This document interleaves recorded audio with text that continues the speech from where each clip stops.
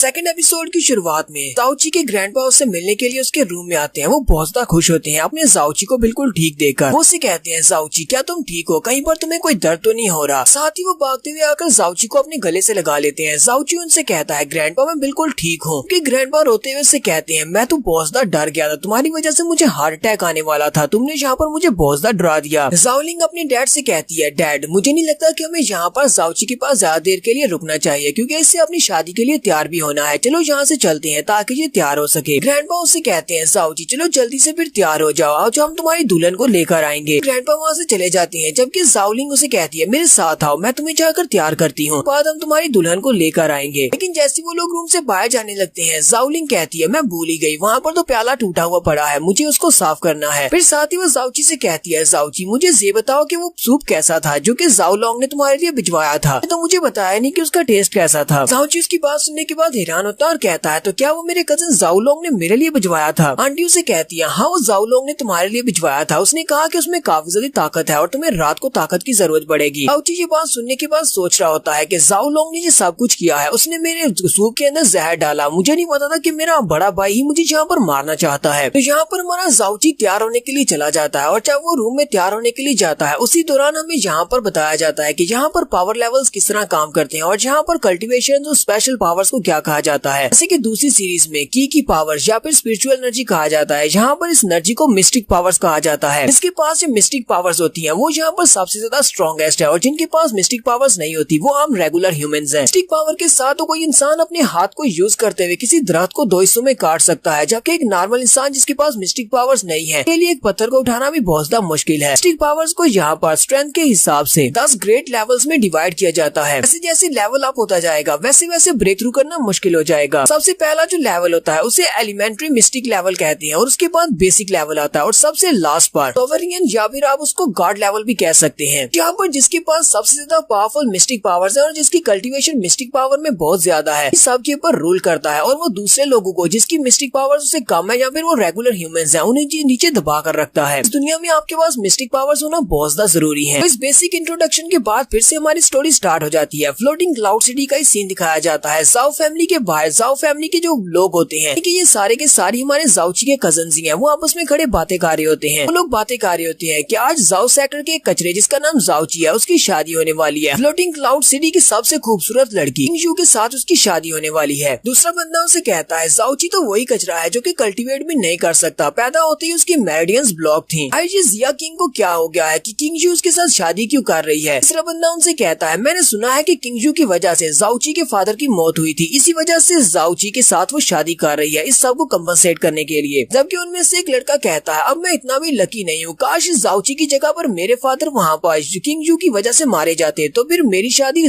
किंगजू के साथ हो पाती। कि वहाँ पर खड़ा चौथा बंदा उनसे कहता है, तुम लोगों को इस तरह बात नहीं करनी चाहिए, जाओची अभी भी हमारी जाओ फैमिली का यंग मास्टर है। पहले वाला उसे कहता है, क्या तुमने उसके बारे में ये किस्सा नहीं सुना? तुमने सीवेज बकेट वाला वो किस्सा नहीं सुना? वो कहता है, मैंने सीवेज बकेट वाला किस्सा नहीं सुना। इसे यहाँ पर हमारे जाओची का सीवेज बकेट वाला किस्सा सुनाता है। यहाँ पर बैकग्राउंड सीन में एक सर्वेंट को दिखाया जाता है और साथ जाओची को दिखाया जाता है। तो यहाँ पर वॉशरूम सिस्टम तो नहीं है, सभी लोग एक बाल्टी रखते हैं और उसके अंदर ही सूसू करते हैं। जाओची बाल्टी के अंदर सूसू करता है, काफी ज्यादा भरी हुई होती है। जबकि नौकर उसको खाली करने के लिए आता है तो वो जाओची से कहता है, ये तुमने क्या किया? तुमने तो उस बाल्टी को पूरा का पूरा भर दिया है, तुम इंसान हो या जानवर हो? हालांकि जाओची फैमिली का यंग मास्टर है लेकिन वो नौकर के सामने इतनी बुरी तरह से पेश आ रहा है क्योंकि इसके पास कल्टीवेशन और मिस्टिक पावर्स नहीं है। जाओची काफी घबरा जाता है और उस नौकर से कहता है, प्लीज मुझे माफ करना, मैंने पानी कुछ ज्यादा पिया था, इसी वजह से मैंने कुछ ज्यादा ही सूसू कर दी। जबकि नौकर आगे से उसे दबाते हुए कहता है, तुमने ये सारा गंद डाला है तो जाओ इस बाल्टी को बाहर जाकर खाली करके आओ। हमारा सीन बैकग्राउंड से बाहर आता है तो वो चारों लोग वहाँ पर जोर जोर से हंसना शुरू कर देते हैं और कहते हैं, तो उसके बाद जाओची खुद वो बाल्टी उठाकर बाहर खाली करने के लिए गया। तुम लोग यहाँ पर कहती हो कि वो हमारी जाओ फैमिली का यंग मास्टर है, हमारी फैमिली के नौकर भी उसे यंग मास्टर नहीं समझते। तो यहीं पर एक और बुढ़ा एल्डर आता है। वो बुढ़ा एल्डर उनसे कहता है, तुम लोग बिल्कुल ठीक कह रही हो, जो वाकई में बहुत खूबसूरत और टैलेंटेड लड़की है, अपनी फैमिली की सबसे ज्यादा टैलेंटेड और कल्टीवेशन वाली लड़की है, लेकिन इस बेकार लड़के के साथ उसकी शादी होने वाली है, अब इसको कौन रोक सकता है? साथ ही वो बुढ़ा एल्डर उन चारों लड़कों से कहता है, अगर मैं यहाँ पर सच कहूँ तो जितना ज्यादा तुम लोग यहाँ पर जाओची का मजाक उड़ा लो, इससे कुछ भी बदलने वाला नहीं है, क्योंकि तुम में से किसी की किस्मत इतनी अच्छी नहीं है कि तुम्हारी शादी किंगजू के साथ हो सके। तो ये बुढ़ा मास्टर को इतना भी महान मास्टर नहीं है, ये अपनी एलिमेंट्री राम के 3rd लेवल पर है। तो बस उन चारों लड़कों के साथ गप लगाने के लिए यहाँ पर आ गया है। वो उनसे कहता कहता है इस वक्त मैं अपने 3rd लेवल पर हूँ, मैं यहाँ पर गैस भी छोड़ू तब भी मैं जाउची को मार सकता हूँ। वो सभी लड़के उसकी बात सुनने के बाद हंसना शुरू कर देते हैं और चिल्लाकर उसे कहते हैं बुड्ढे खुसट कहीं से, यहाँ से दफा हो जाओ, हमें तुमसे कोई बात नहीं करनी, तुम इतने भी महान मास्टर नहीं हो जो कि तुम इतनी आसानी से जाउची को मार सकते हो, तुम्हारी कल्टीवेशन तो बहुत ज्यादा लो है। बुड्ढा मास्टर उनसे कहता है लेकिन उस जाउची के मुकाबले में तो मैं बहुत ज्यादा स्ट्रॉन्ग हूँ। वो उसे कहते हैं हाँ ये बात तुमने ठीक कही, जाउची के मुकाबले में तुम वाकई में स्ट्रॉन्ग हो। नेक्स्ट सीन हमारा रूम के अंदर का दिखाया जाता है जहाँ पर हमारे जाउची को दूल्हे के कपड़े पहना दिए जाते हैं। उसकी आंटी उसके पास ही होती है, वो उसे दूल्हे के कपड़े पहनाती है और कहती है चलो हम सभी लोग अब चलते हैं दुल्हन को वेलकम करने के लिए। आंटी उसे कहती है बाहर जाकर अपना बहुत ज्यादा ध्यान रखना क्योंकि वहाँ पर बहुत सारे लोग होंगे जो तुम्हारे खिलाफ बातें करेंगे। जाउची उसे कहता है मुझे इस सारी इंसल्ट की आदत पड़ चुकी है। जहाँ पर हमारा जाउची कहता है जब मैं पहली बार जाउची की जिंदगी में था तब मेरे पास कोई भी मिस्टिक पावर्स नहीं थी, मेरी मेडियंस ब्लॉक थी। इसके बाद मरने के बाद जब मैं अपनी सेकंड लाइफ में रीइंकार्नेट हुआ वहाँ पर मैंने 24 साल गुजारे, वहाँ पर मेरे पास मिस्टिक पावर्स थी। वहाँ पर मरने के बाद अब जब मैं दोबारा से रीइंकार्नेट होकर अपनी पुरानी बॉडी में आ गया हूँ, मुझे अब मेडिसिन की काफी ज्यादा नॉलेज है। एक दिन मैं अपने लिए कोई ऐसी मेडिसिन बना लूंगा जिससे मैं अपनी मेरिडियंस को दोबारा से एक्टिव कर लूँ और दोबारा से मैं मिस्टिक पावर्स को हासिल कर लूंगा और उसके बाद ये सभी लोग जो मुझे बुली करते हैं ये मेरे पाँव के नीचे होंगे। इसी वक्त उसे बाहर से आवाज आती है कि तुम्हारे एस्कॉर्ट के मेंबर्स आ चुके हैं जो कि ब्राइड को तुम्हारे साथ वहाँ से लेकर वापस आएंगे। जाउची आंटी के साथ जल्दी से बाहर निकलता है। जैसे वो बाहर निकलता है तो बाहर कुछ बहुत ही भद्दे से चेहरों वाले अंकल खड़े होते हैं। कोई एक तो नहीं बल्कि उन सभी के चेहरे बहुत ज्यादा बुरे होते हैं। जाउची उन सभी को देखकर चिल्लाकर कहता है ये क्या, हम लोग दुल्हन को लेने के लिए जा रहे हैं, इतने बुरे चेहरे देखकर तो मेरी दुल्हन डर जाएगी। इन सभी को मेरे लिए चुना किसने है। कहीं पर उसका कजन जाओ जैंग आता है और उसे कहता है मैंने इन सभी को तुम्हारे लिए पर्सनली चूज किया है। जाउची आगे बढ़ता है और उसे कहता है ब्रदर जैंग जी तुमने क्या किया, क्या तुम थोड़े से हैंडसम बंदू को चूज नहीं कर सकते थे। मैं अपनी दुल्हन को लेने के लिए जा रहा हूँ, ना कि अपनी दुल्हन को डराने के लिए जा रहा हूँ। ब्रदर जैंग उसे कहता है मैं ये सब कुछ तुम्हारे लिए कर रहा हूँ, नहीं लगता कि इतने बुरे चेहरे वाले लोगों को वहाँ पर कोई भी नहीं देखेगा और इन सभी को इग्नोर करते हुए सभी की नजर तुम्हारे ऊपर पड़ेगी, इसी वजह से मैं स्पेशली इतने बुरे चेहरे वाले लोगों को तुम्हारे लिए लेकर आया हूँ। जाउची भी इसकी बात सुनने के बाद हैरान होता है और कहता है मुझे लगता है कि इन सभी को इग्नोर करके लोग मेरी तरफ देखेंगे और जिस यहाँ पर मेरे लिए ये सब कुछ कर रहा है। उनमें से एक अंकल आगे बढ़ता है और जाउची से कहता है यंग मास्टर हमने आपका घोड़ा तैयार कर दिया है, चलो जल्दी से आकर बैठ जाओ, हम तुम्हें लेकर चलते हैं और दुल्हन को लेकर आते हैं। जाउची जैसे वहाँ पर अपने घोड़े की तरफ देखता है तो वो घोड़ा नहीं बल्कि एक खच्चर होता है। जाउची कहता है ब्रदर जैंग ये क्या तुम्हें मेरे लिए कोई घोड़ा नहीं मिला, तुम एक खच्चर क्यों उठा लाए हो, क्या मैं खच्चर के ऊपर बैठ कर जाऊंगा। आंटी भी उसे कहती है जाओ जैंग ये सब कुछ तुम जानबूझकर कर रहे हो, तुम्हें पता है ना कि ये हमारी फैमिली का यंग मास्टर अपनी दुल्हन को लेने के लिए जा रहा है, क्या ये अपनी दुल्हन को लेने के लिए खच्चर पर बैठ कर जाएगा। लगता है कि तुम मेरी और मेरे फादर की रिस्पेक्ट नहीं करते, इसी वजह से ये सब कुछ कर रहे हो। तो जैंग उसे कहता है ऐसी बात नहीं है, हम लोग 5th एल्डर यानी कि तुम्हारे फादर जाउची के ग्रैंडपा उसकी बहुत ज्यादा इज्जत करते हैं क्योंकि वो यहाँ पर सबसे ज्यादा पावरफुल एल्डर है। लेकिन असल बात तो ये है कि हमारे पास घोड़े नहीं है, हमारे पास टेबल में जितने भी घोड़े थे वो सभी के सभी डायरिया का शिकार हो गए हैं, वो सभी बीमार हैं, इसलिए वो इसके साथ नहीं जा सकते। मेरे पास सिर्फ एक खच्चर ही बचा था तो मैं इसको उठाकर ले आया। जाओ लोंग भी वहाँ पर आ जाता है और उनसे कहता है तुम सभी लोग यहाँ पर चिल्ला क्यों रहे हो। जाओ जैंग उसे कहता है ब्रदर लॉन्ग तुम यहाँ पर क्या कर रहे हो। ब्रदर लॉन्ग क्योंकि इन दोनों का सीनियर ब्रदर है वो उनसे कहता है मैं तो बस यहाँ से पास से गुजरा था, मैंने यहाँ पर चिल्लाने की आवाज सुनी, यहाँ पर क्या चल रहा है। जैंग उसे कहता है यहाँ पर कोई बड़ा मसला नहीं है, बस एक छोटा सा मसला है, तुम्हें परेशान होने की जरूरत नहीं है। जाउची भी उसे कहता है ब्रदर लॉन्ग तुम्हें परेशान होने की जरूरत नहीं है, हम लोग तो यहाँ पर घोड़ों के बारे में बात कर रहे थे क्योंकि हमारे सेक्टर के सारे घोड़े बीमार हो गए हैं, इसी वजह से अब मुझे खच्चर पर बैठकर अपनी दुल्हन को लेने के लिए जाना पड़ेगा। जाओ लोंग से कहता है चलो ठीक है, अगर वहाँ पर कोई इस बारे में बात करे तो इसकी बात को बर्दाश्त कर लेना, तुम्हारी दुल्हन को लेकर आना तो बहुत ज्यादा जरूरी है। जाउची उसे कहता है ठीक है ब्रदर लॉन्ग, मैं आज वैसे भी बहुत ज्यादा खुश हूँ, मैं इतनी सी बात पर अपना मूड खराब नहीं करूंगा क्योंकि मैं अपनी बहुत ही खूबसूरत सी वाइफ को लेने के लिए जा रहा हूँ। ब्रदर लॉन्ग तुम इस बारे में क्या सोचते हो, क्या वाकई में मैं बहुत ज्यादा लकी हूँ। ब्रदर लॉन्ग से कहता हाँ तुम बहुत ज्यादा लकी हो, इसलिए मैं तुम्हें यहाँ पर बेस्ट ऑफ लक कहता हूँ कि अपनी वाइफ को लाने के बाद तुम उसके साथ अच्छा टाइम स्पेंड कर सको, चलो जल्दी से जाओ और अपनी दुल्हन को ले आओ। जाउची आंटी के साथ आगे बढ़ जाता है। आंटी उसे कहती है तुमने जाओ लोगों को सच क्यों नहीं बताया, तुम्हें पता है ना कि जैंग यहाँ पर तुम्हारा मजाक उड़ा रहा है, वो जानबूझकर ये सब कुछ कर रहा है। जाउची उसे कहता है लॉन्ग को इस बारे में बताने का कोई भी फायदा नहीं है क्योंकि वो दोनों एक ही कश्ती के सवार है, यानी कि वो दोनों आपस में मिले हुए हैं, इसलिए ब्रदर लॉन्ग यहाँ पर हमारी हेल्प नहीं करने वाला था। गुस्से के साथ कहती है मैं तुम्हारे ग्रैंडपा को ढूंढ कर लाती हूँ, इन लोगों ने तो हद ही पार कर दी है। जाउची उसे कहता है यहीं पर रुको, तुम कहाँ पर जा रही हो, अगर तुम चली जाओगी तो फिर मैं अपनी दुल्हन को लाने के लिए कैसे जा पाऊंगा, तुम्हें मेरे साथ चलना होगा। जबकि आंटी उसे कहती है अगर तुम अपनी दुल्हन को ना ला पाओ तो ये तो और भी ज्यादा अच्छा है। जाउची आंटी से कहता है आंटी क्या तुमने यहाँ पर कुछ कहा। आंटी उसे कहती है नहीं नहीं मैंने ऐसा कुछ भी नहीं कहा। और फिर साथ ही हमारा जाउची आगे बढ़ता है और जाकर अपनी खच्चर के ऊपर बैठ जाता है और अपनी एस्कॉर्ट टीम के साथ अपनी दुल्हन को लेने के लिए निकल जाता है। कि आंटी वहीं पर पीछे खड़ी होती है और उदास हो जाती आती है। आंटी कहती है जाओची के लिए बहुत ही बड़ा दिन है, उसकी शादी होने वाली है, लेकिन मुझे यहाँ पर खुशी क्यों नहीं हो रही, हालांकि मैं तो उसकी आंटी हूँ, मुझे तो यहाँ पर उसके लिए खुश होना चाहिए। जबकि हमारा जाओची भी इसी बारे में सोच रहा होता है। जाओची कहता है काश जाओलिंग मेरी आंटी नहीं होती, जितना ज्यादा वो ख्याल मेरा रखती है तो मैं तो उसी से शादी कर लेता। तो हमारा दूल्हा अपनी खच्चर लेकर अपनी वाइफ को लेने के लिए निकल पड़ा है। तो क्या ये अपनी वाइफ को लेकर आ पाएगा या नहीं, ये तो हम लोग नेक्स्ट एपिसोड में देख पाएंगे। एपिसोड की एक्सप्लेनेशन अच्छी लगी हो तो कमेंट करके जरूर बताइएगा। चैनल को सब्सक्राइब कर दें, वीडियो को लाइक और शेयर कर दें। शुक्रिया।